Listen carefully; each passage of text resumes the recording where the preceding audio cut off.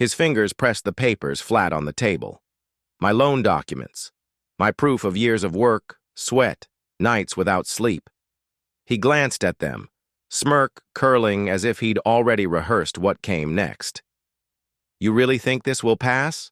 he muttered, voice sharp enough to slice through the boardroom silence. "What board would approve you anyway?" The sound of tearing ripped the air before I could answer. My papers, my dignity, shredded between his hands. Gasps flared around the room, cut short like guilty secrets. Chairs squeaked, but no one moved. I forced my throat to work. "You just tore up years of my life." My voice trembled, not from weakness, but from the effort of staying still when my fists begged to clench. He leaned back, smug. "Be grateful I even looked at them. Don't push your luck." From the corner, my assistant's whisper brushed my ear. "Let it go, please. You'll only make it worse." Her eyes darted to the banker, then to the door. Complicity dressed up as concern. My chest tightened. "Worse than this?" I muttered, staring at the strips of paper. "Worse than watching him spit on everything I built?" He chuckled, low and dismissive. "Don't make this about race. This is business. Policy, standards." His tongue lingered on that last word like it carried poison meant only for me. I straightened my spine. Policy doesn't sneer. Standards don't rip paper in people's faces. My hands trembled, but my voice grew steady. "Only men like you do that." The room went stiller. Someone coughed. Someone else shuffled papers as though the sound could cover shame. "You don't get to decide my worth," I told him, words falling heavy, final. "Not here. Not ever." His smirk twitched, cracking for a second, then hardened again. "Careful," he snapped. "You don't know who you're talking to." I leaned closer, just enough for him to hear the whisper burn. "Neither do you." Silence choked the room. Eyes avoided mine. My assistant stared at her lap. The banker flicked the paper shreds to the floor as though sweeping away an insect. Inside, my stomach twisted. Rage, grief, humiliation knotted tight. But beneath it pulsed something colder, sharper. Resolve. If they wanted silence, they'd get the opposite. He tapped the table, dismissive. "This meeting is over." But it wasn't. Not for me. The humiliation clung to my skin like fire, and I knew this was only the beginning. That was the moment I swore. His comfort ends where my dignity begins. The hallway hummed with half-swallowed whispers.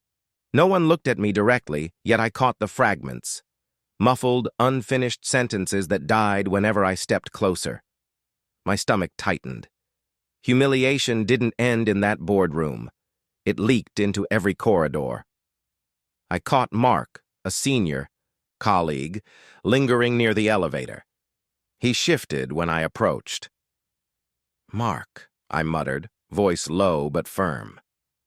"You saw what happened in there." His eyes darted to the side. "He was wrong, no doubt. But don't push it. You'll lose. Clients. People talk. People already talk," I snapped, the words scraping my throat. "What they don't do is stand." He flinched, lowering his voice. "I'm trying to protect you. Don't make yourself a target." My fists curled, heat rising. "Protect me? By telling me to bow my head while he rips my life apart? That's not protection, Mark. That's complicity." He didn't answer. His silence weighed heavier than the banker's insult. I turned away before rage turned to begging. My heels echoed against the marble, every step a reminder of the stairs pressed into my back. In the lounge, I spotted Denise, my confidant, the one who'd known me before the titles and the suits. She leaned against the counter, eyes sharp with concern. "You look like hell," she whispered, handing me a glass of water. "I feel worse." My voice cracked. "He tore those papers like they were nothing, and the rest of them? They just sat there, watching." Her jaw tightened. "Cowards." They think silence saves them. I choked on the bitterness. But it crushes me. Their silence hurts more than his hands on those papers. Denise reached out, fingers brushing mine. So, what now? Do you walk away? I stared into the glass, water trembling in rhythm with my pulse. Why should I shrink to make them comfortable? The words tumbled out, raw, heavy. I've carried comfort for them my entire career. I've hidden my anger, softened my tone, polished myself until nothing of me was left but acceptability. Her eyes glistened. And still they tore you down. Exactly. My throat burned. And still they tore me down. For a moment, silence wrapped around us, but it wasn't the suffocating kind. It was the silence of two people holding the same wound. Then the door creaked. Another colleague entered, stopped short when they saw me, and muttered to Denise, "Tell him to let it go. The board won't like a scene." I stepped forward, voice rising before he could escape. The board won't like a scene? They should be disgusted by the scene he made. But no. It's easier to beg me to be quiet than to demand he show respect. He shuffled, avoiding my eyes. I didn't mean... Yes, you did.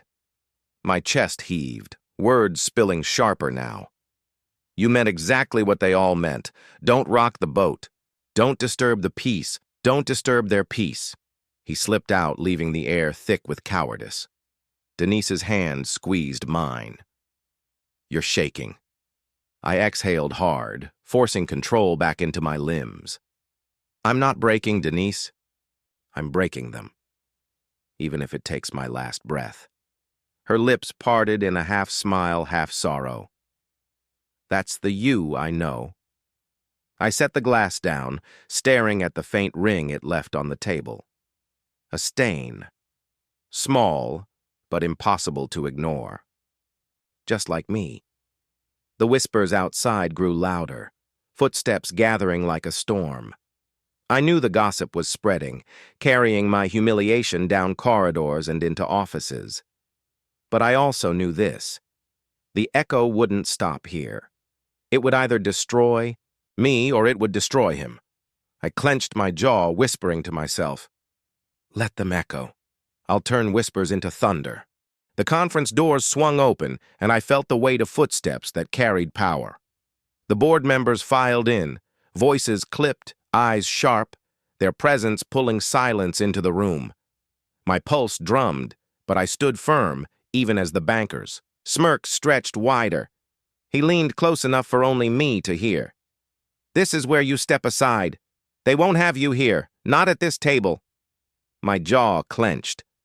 I already own a seat here, I murmured, each word slow, deliberate. You just can't accept it, he barked a laugh, sharp and mocking. You? Owning a seat?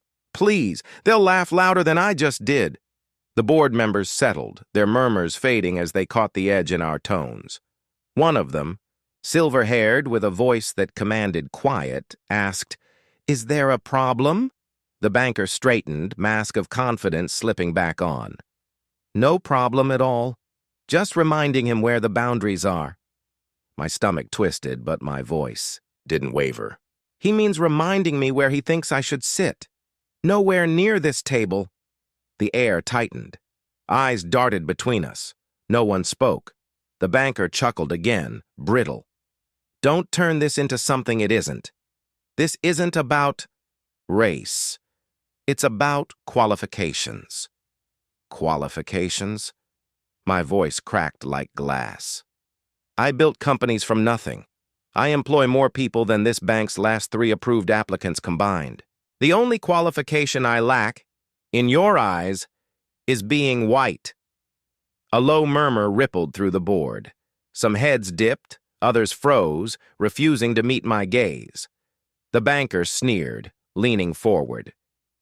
You're digging your own grave. These men don't want conflict. They want order. They want someone they can trust. I locked my eyes on him, forcing steel into my voice. Trust isn't built on tearing papers. It isn't built on humiliation. It's built on truth. And the truth is, You don't see me as a man in this chair. You see me as an intruder. For a heartbeat, the room went still. The words clanged against the silence, impossible to ignore.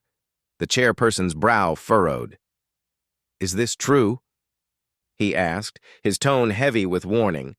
The banker snapped back quickly, voice pitched higher than before. "Of course not. He's exaggerating, playing the victim as usual. He doesn't belong in this discussion." I inhaled sharply. My chest ached with rage, but I steadied it. "You tore up my papers in front of witnesses. You spat words that had nothing to do with numbers, balance sheets, or projections. Every word you spoke told me, and them, what you really think of me." The boardroom buzzed louder now, fragments breaking out. "Did he tear them?" "I heard it happened." "Unacceptable, if true." The banker's face reddened. He slammed a fist against the table. "Enough! He's twisting everything. He's making a scene because he knows he doesn't fit here." I leaned in, whisper quiet but clear enough for all to hear. "The only thing that doesn't fit here is your prejudice." Gasps, sharp as shattered glass, ricocheted around the table. Someone dropped a pen.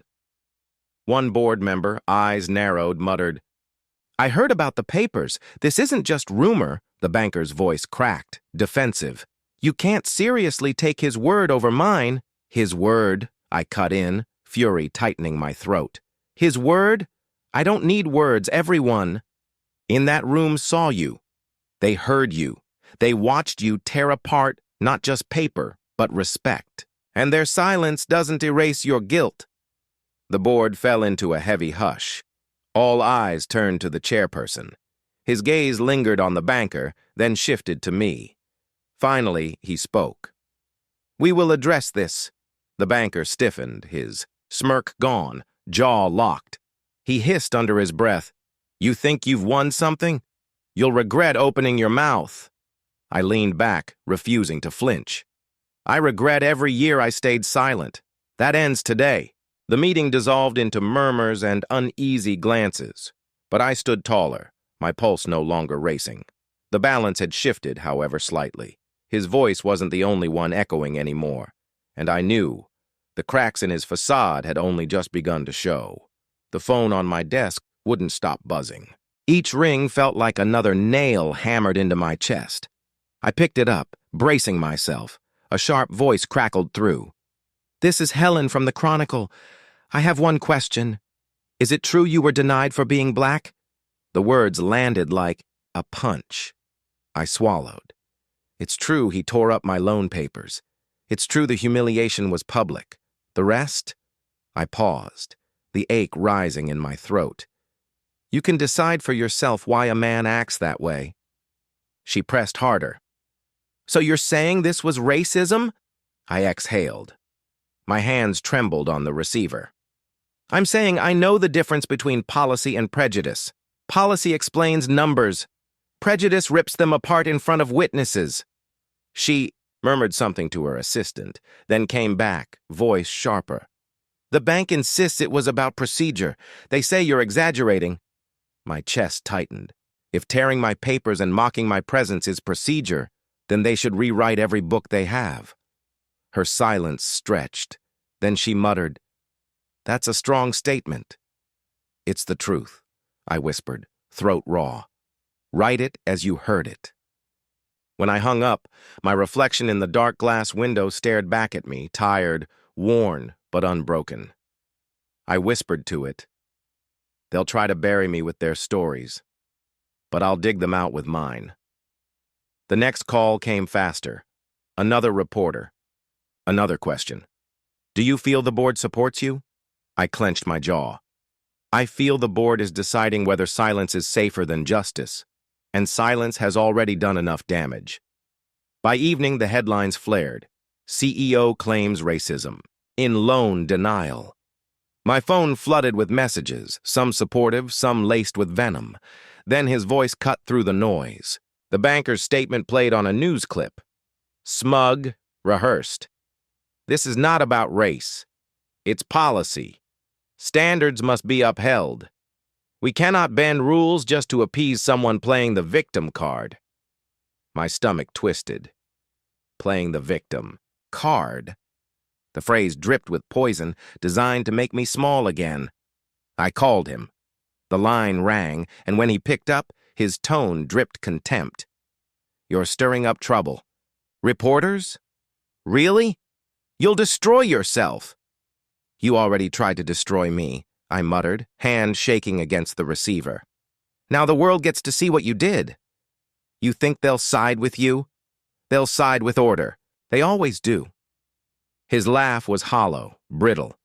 They'll side with truth, I whispered, and truth doesn't need permission to speak. He scoffed, muttering, You'll regret this, before slamming the line dead. I leaned back, breath shuddering. The exhaustion crept deeper, but it didn't silence me. It sharpened me. Later that night, Denise's voice filled my ear, steady and warm. I saw the news. You held your ground. I feel like I'm burning alive, I confessed. Every word they twist. Every headline, it feels like they're stripping my skin. But they can't touch your bones, she whispered. And your bones are made of fire, not ash. I closed my eyes. It's heavy, Denise. It's so damn heavy. No. Her voice cracked. But you're not carrying it alone anymore. The world is watching. Let them watch. Her words settled in my chest like embers refusing to die. I stood, staring at the shredded pieces of paper I'd salvaged from the boardroom floor, still crumpled in my bag. They felt like ashes in my hand, yet they also felt like proof. Proof. That silence could no longer contain what he'd done. I whispered to myself, voice barely audible. You tore my papers, but you'll never tear my resolve. And as the city lights glared through my window, I knew the whispers had already turned into firestorms. The question was no longer whether they believed me. The question was whether they could survive what came next. The boardroom door clicked shut behind me. I felt the air shift, thicker, heavier, charged with something I couldn't yet name. A nervous cough broke the silence. A young staffer stepped forward, clutching their phone like it burned their hand. Their voice wavered. I couldn't watch it happen. I recorded everything. My heart thudded. You recorded? They nodded, trembling. The way he tore your papers, the words he used. I knew it would vanish if no one spoke. I couldn't. Let it vanish! The banker's face drained, then flushed scarlet. He snapped. You had no right! The chairperson cut him off, sharp as a blade. Play it! The staffer's thumb shook as they tapped the screen, and then the sound filled the room. His mocking tone captured perfectly. What board would approve you anyway? The rip of paper, cruel and deliberate. Gasps erupted. A board member muttered, voice low. He really said that? Another whispered, he tore them? In the meeting? The banker stammered, his bravado crumbling. That's not what I meant. It was out of context. I leaned forward, my hands flat on the table, steady now. Context doesn't twist paper in half. Context doesn't spit those words. Turned on me, eyes wild. You set this up! Your own words condemn you, I whispered, voice calm but sharp enough to cut. Not mine. The chairperson's jaw clenched. Explain yourself. The banker fumbled, hands twitching. It was frustration. He provoked me. You know how emotional these meetings can get, a board member barked. Provoked? By submitting documents? This is beyond unprofessional. He's playing the victim card, the banker muttered, desperate now. I looked straight at him, refusing to blink. You keep calling me a victim, but look around. Who's begging for mercy right now? Silence choked the room. The staffer's phone still lay on the table, screen glowing like evidence carved in stone. The chairperson exhaled, long and weary. I've sat through many conflicts, but never have I witnessed one man strip dignity so openly from another. This recording speaks louder than any denial. The banker's voice cracked. You can't take his side. He doesn't belong here. He never belonged. Enough. The chairperson's fist slammed the table, rattling glasses. You don't speak for us anymore. I felt my lungs expand finally. A release. Not victory yet, but release. The staffer glanced at me, eyes wide with fear and hope. I whispered, Thank you. You did what others were too afraid to do. They swallowed hard. I couldn't carry the silence. I nodded. Throat tightening. Silence is the heaviest chain. The banker tried one last swing, his voice a desperate rasp. You'll regret this. All of you. You'll lose investors. You'll lose face. I leaned closer, my voice low but unshakable. No. The only thing we're losing is the mask you've been hiding behind. His lips trembled, searching for words, but none came. The chairperson looked across the table. This matter will not be buried. We will reconvene formally, but let it be clear. What we've heard tonight cannot be unseen, cannot be unheard. Whispers circled the room again, but this time they weren't about me. They were about him. I sat back, steady. For the first time since those papers were torn, I felt the weight shift. His power crumbled in front of me, piece by piece, like the shredded pages he left on the floor, and deep inside, I knew. This was only the beginning of his collapse. The board gathered again, the air sharp with tension. I could almost hear the scrape of their judgment sharpening. My palms pressed against the polished table. Steady this time. No tremor left. The chairperson's voice thundered first. You don't represent us. The banker lurched forward, voice cracking. I was just protecting standards. You have to believe me. A board member snapped. Standards? By tearing documents in front of witnesses? By mocking a colleague's presence? He lifted his hands, desperate. It was heat of the moment. I didn't mean, you meant every word. I cut in. My tone low but unshakable. Racism isn't an accident. It's a choice dressed up as policy.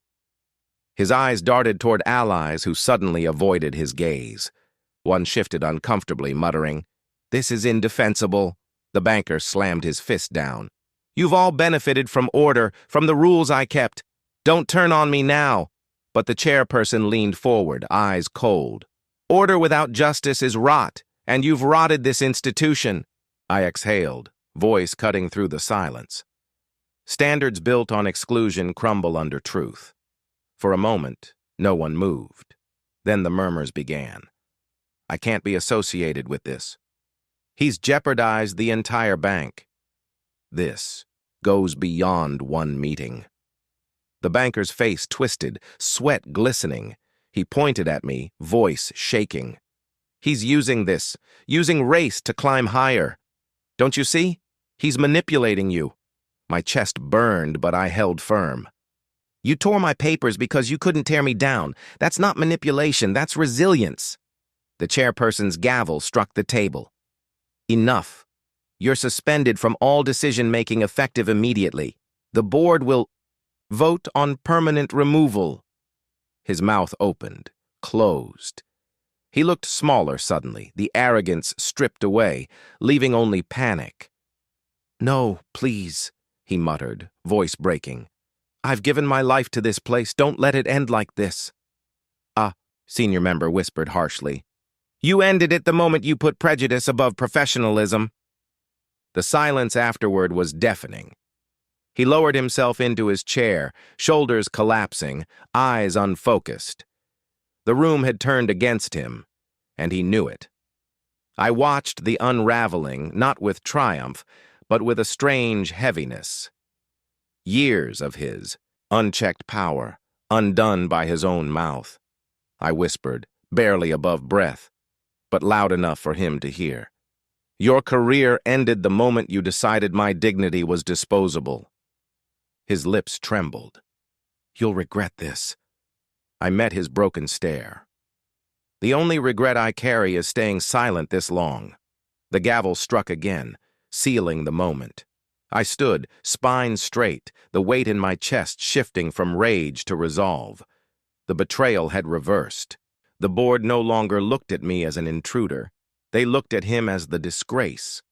And as I stepped toward the door, I heard his choked whisper follow me like a shadow. "It's over for me." Inside, I knew he was right. But for me, it had only just begun. When I stepped outside the glass doors, the roar hit me first. A wall of voices, chants pounding like drums. Protesters lined the street, their signs slicing through the air. Respect dignity. Racism ends here. Their voices fused into one rhythm. Tore the papers, tore his worth. Justice now, justice first. My chest tightened, a mix of awe and grief. Strangers carried my humiliation on their shoulders. A reporter shoved forward, mic thrust near my face. "Do you deny your words?" She barked toward the banker who trailed behind me, his smirk long gone. He froze under the camera lights, his lips parted, but all that escaped was a stammer. I never meant it like that. It was taken out of context. The crowd booed, the chant swelling louder. "Context doesn't rip. Context doesn't spit." I turned to him, voice low enough to slice, yet caught by the microphones. "You can't edit contempt. You can't polish hate. It stains too deep." Another reporter spun toward me. "What do you say to those who think this was just a business dispute?" I steadied my breath, letting silence hold for a beat. "This was never about a loan," I whispered, voice trembling but clear.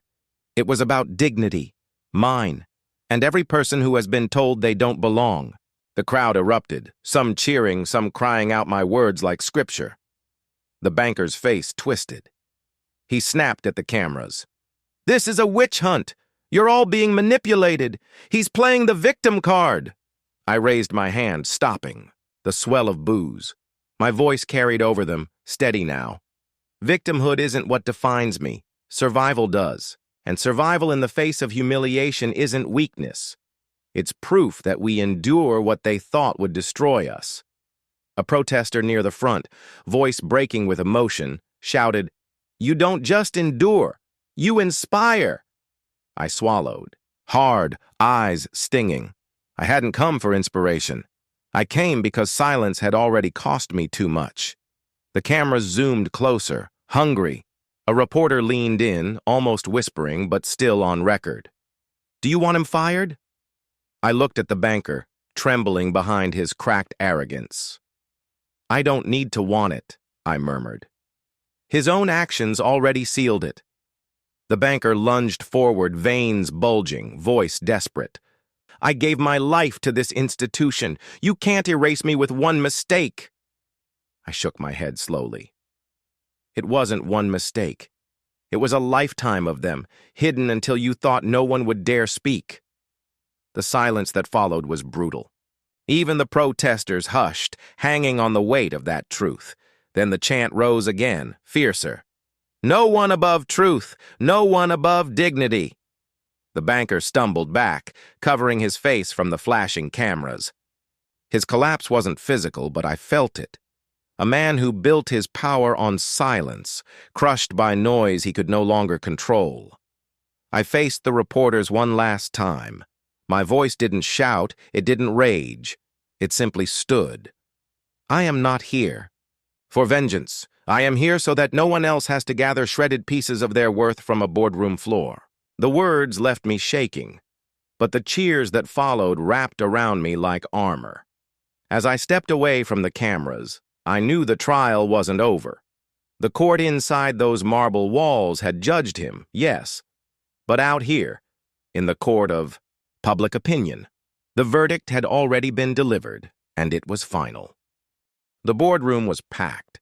Cameras lined the back wall, their red lights blinking like unblinking eyes. Reporters filled the corners, pens ready to carve whatever words would fall today into headlines. My heart pounded, but my voice was steady.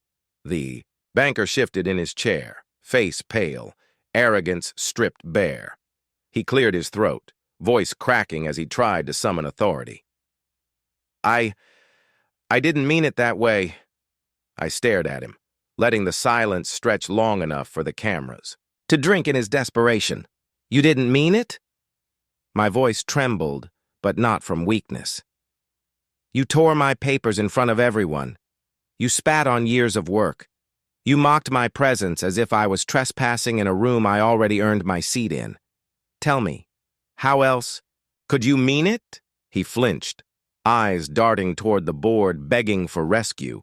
I was frustrated. I leaned forward, every word deliberate. No, you never saw me as human. That's the truth you can't erase. The room froze, gasps. A pen clattered to the floor. His mouth opened, but nothing came out. The chairperson's gaze burned into him. We've heard enough. He raised his hands, pleading now. I gave everything to this institution, decades, and you'll throw me out over one misunderstanding? A board member snapped, voice sharp. It wasn't a misunderstanding. It was contempt, and contempt has no place here. He turned to the cameras, voice shrill. This is a witch hunt! I'm being destroyed for a mistake! I answered him, calm but cutting.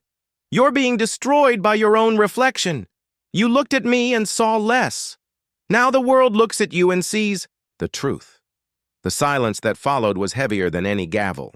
Even the cameras seemed to lean closer. The chairperson cleared his throat, voice like a verdict. Effective immediately, you are permanently dismissed from this board. Your actions disgrace this institution, and your words disgrace yourself. The banker's head dropped. His fists trembled, but his voice was gone. I sat still, heart racing but breath steady. My voice softened, almost to myself, but still carried across the room. Justice wasn't in their punishment. It was in proving I never needed their permission to stand tall. For a long moment, no one moved. Then the cameras flashed brighter. Reporters scrambling to capture every word. The banker slumped in silence, while the weight I had carried for years lifted, piece by piece. I rose, spine straight, leaving the shredded shadow of his power behind me. And for the first time since, that paper was torn. I felt whole again. The boardroom was quieter now, emptied of its venom. The seat the banker once filled stood vacant, a hollow reminder of arrogance turned to ash. Denise walked beside me, her voice low but steady. You didn't just win for yourself. You made them all look in the mirror. I paused, the weight of her words sinking deep. And what did they see? She held my gaze. The truth, that silence isn't neutral. It's betrayal. They can't unsee it now. I nodded, my chest tightening. Their comfort ends where our dignity begins. She smiled faintly, though her eyes shone with something heavier. Say it again. Not just for them. For you. I exhaled, voice firmer this time. Their comfort ends where our dignity begins. The room fell into silence, but it wasn't suffocating anymore. It was the silence of recognition of something shifting in the walls themselves. A board member slid the fresh contract across the table. We've reviewed your proposal again. No shredded pages this time, only signatures. My hands trembled as I picked up the pen. For a moment, I stared at the clean stack of papers, intact, untouched, whole. My throat tightened. I whispered to myself, unshredded. Finally, unshredded. Denise placed her hand lightly on my shoulder. This is more than a contract. It's proof you couldn't be erased. I signed my name slowly, each letter deliberate, as though carving it into stone. When the last stroke landed, I felt something in me settle. Not victory, not revenge, but dignity restored. A reporter who'd been allowed inside murmured from the corner, "How does it feel?" I lifted the signed papers, holding them with both hands. It feels like breathing again. like knowing my worth was never theirs to approve or deny. The cameras clicked, flashes reflecting off the paper, but I didn't look at them. My eyes lingered only on the ink, on the proof that my story hadn't ended in shreds. From the empty chair, his absence screamed louder than his presence ever had. I whispered into that hollow space. You thought tearing paper would tear me, but I was never made of paper. The board shifted uneasily as though they'd heard it too. Denise broke the silence. So what now? I breathed in deep, letting the air fill me without resistance. Now I build, and when I build, no one can claim it was given to me. They'll know it was reclaimed. She nodded, eyes glistening. Then let's build. I folded the signed papers carefully, refusing to let them bend or crease. I held them against my chest, their weight both symbolic and real. Justice hadn't come from his dismissal. It came from me leaving this room whole, papers intact, dignity intact, voice intact. And as I stepped out of the boardroom, the chant from outside still thundered in my ears. No one above truth. No one above dignity. This time, I whispered, back, not in rage, not in pain, but in quiet resolve. Amen to that.